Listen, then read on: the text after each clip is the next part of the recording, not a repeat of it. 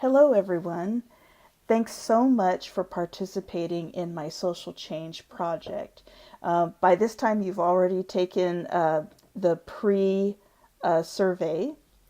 and now I'm asking you to go ahead and watch my presentation on domestic violence shelters and inequity of services. Then, after you're done watching the presentation, please go ahead and take the post-survey. I really appreciate your time in helping me with my homework, and once again, thank you so much. All right. Hi, welcome to my presentation on domestic violence shelters and inequity of services. So first, we're going to look at the disproportionality of domestic violence victims, a comparison between Caucasian women and African American women. The U.S. population by race has white women at 61.2% and black women at 13.7%. The percentage of victims within their respective groups, you have the white women at 37% amongst the 61.2% of their population, and for black women, it's 45% amongst their 13.7% population. So that is what the disproportionality is that there are considerably less black women that populate the United States, and yet the rate of domestic violence that occurs is almost half. So here we're talking about domestic violence shelter and service delivery inequities.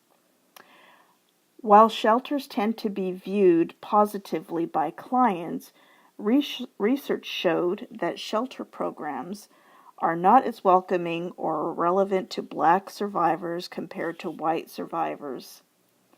A qualitative study based on white privilege within domestic violence shelters reported that a shelter was initially closed down because it had become all black and moved to another community so white women could use it. Some shelter directors expressed the importance of maintaining a white shelter environment. The study included 42 executive directors of domestic violence shelters. Only 41 of those 42 were white. So when I was doing this research, it was really difficult to find any studies out there on service delivery inequities. And what service delivery inequity means is that you have, if we're doing a comparison, two populations of people experiencing the same problem, and they go to get the same service. And what we're looking at is that place, in this case, domestic violence shelters, treating them equally and fairly. So as we can see here, in this case, we found one that did not. So contributing factors of service delivery inequities: lack of black staff, lack of cultural competence, stereotypes of black women, minimizing black women's domestic violence experiences, exclusory organizational practices. Those are a few factors of service delivery inequities. So what this is that it's racism, but in kind of a more in a way that you can't really overtly, recognize it. The impact of service delivery inequities on black survivors. There's mistrust and apprehension of living using mainstream domestic violence services, re-traumatization, which can further impact survivors, and according to Berman, program participants who are in a hypervigilant state may especially be vulnerable to re-traumatization by triggers within the service environment that remind them of their traumatic experiences.